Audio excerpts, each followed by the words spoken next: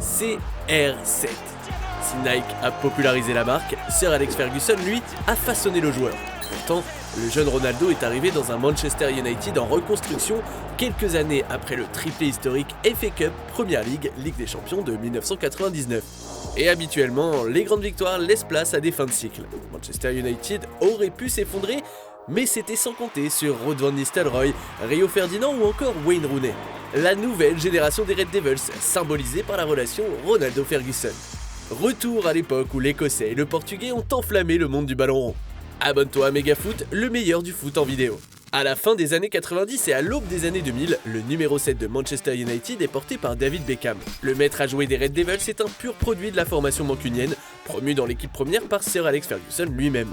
Mais au fil des trophées, leur relation a pris du plomb dans l'aile. En février 2003, après une défaite en FA Cup face à Arsenal, Ferguson shoot dans une pile de vêtements. Le problème, c'est qu'une chaussure atterrit violemment dans la face de David Beckham. À partir de là, le divorce entre l'Écossais et l'Anglais est acté. Beckham s'engage avec le Real Madrid au mercato estival contre un peu plus de 35 millions d'euros.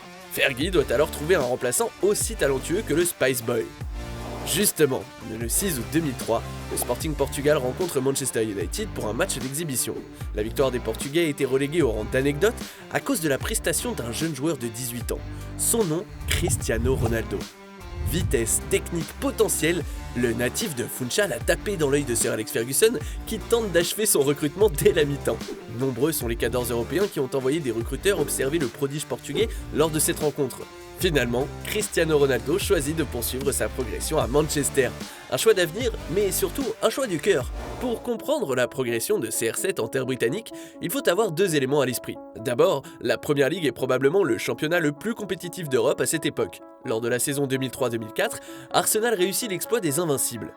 L'année suivante, Liverpool remporte la Ligue des Champions et Chelsea remporte 2 fois d'affilée le championnat anglais sous les ordres de José Mourinho, fraîchement arrivé en provenance de Porto.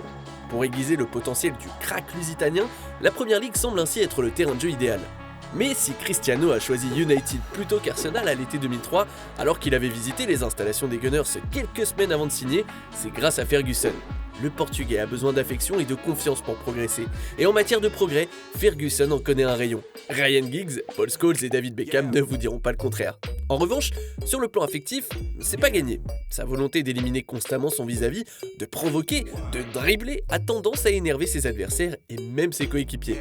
You were tolerating him in a way because I'd been used to having a person playing in front as a right back, and David Beckham with a great relationship. I knew where he was going to be. He tucked in when the ball was on the other side. He'd make sure he'd double up.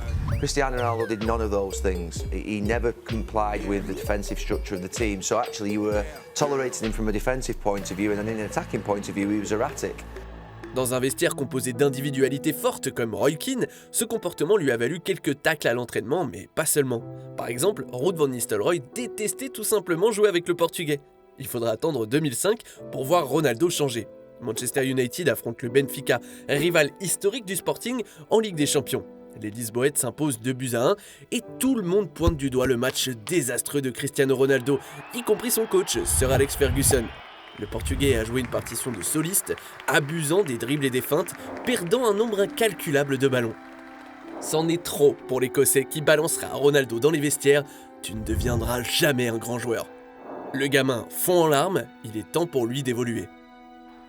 La métamorphose du Portugais est instantanée. Lors de la saison 2006-2007, Ronaldo inscrit 17 buts et 16 passes décisives en 34 matchs de Premier League. La même année, Manchester United reprend le titre de champion d'Angleterre qui lui échappait depuis 5 longues années, la plus longue disette de l'ère Ferguson.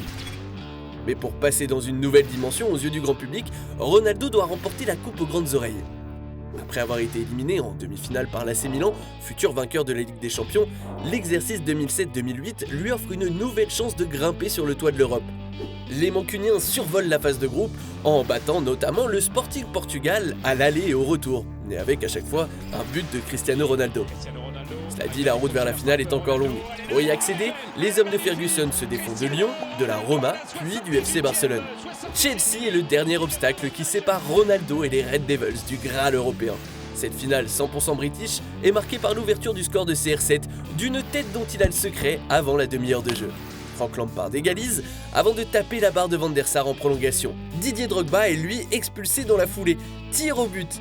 Ronaldo se présente aux 11 mètres et échoue. John Terry glisse et trouve le poteau pour les Blues. Van der Sar dévie la tentative d'Anelka. Manchester United est champion d'Europe pour la 3e fois de son histoire.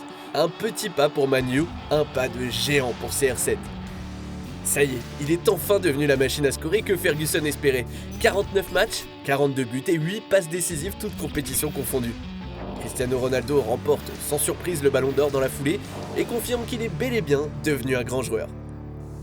Un an plus tard se présente l'occasion de faire le doublé face au FC Barcelone d'un autre monstre, Lionel Messi. À partir de là, le destin de Ronaldo et de Ferguson emprunte des directions inverses. Lors du mercato estival, Cristiano Ronaldo s'engage avec le Real Madrid contre 94 millions d'euros, un montant record pour l'époque. Fergie, lui, peine à reconstruire son équipe. Le technicien écossais parvient tout de même à remporter un dernier titre de Premier League en 2013, juste avant de partir à la retraite. Un requiem qui acte définitivement la fin d'un cycle à Manchester United. David Moyes, Ryan Giggs, Louis van Gaal ou José Mourinho, nombreux sont ceux à s'être cassés les dents après Fergie. De son côté, Ronaldo a eu le temps d'ajouter 4 autres ballons d'or à son compteur personnel. Mais à l'été 2021, le roi fait son retour à Old Trafford, avec un sacré coup de pouce de Sir Alex Ferguson. Et pour toi, quel est le plus grand numéro 7 de l'histoire de Manchester United ? Merci d'avoir regardé notre vidéo. Si tu as kiffé, n'hésite pas à parler de notre chaîne autour de toi, d'aimer, de partager. Ça nous aide énormément pour continuer de créer encore plus de contenu sur l'actu foot. Quant à moi, je te dis à très vite pour une nouvelle vidéo. Ciao!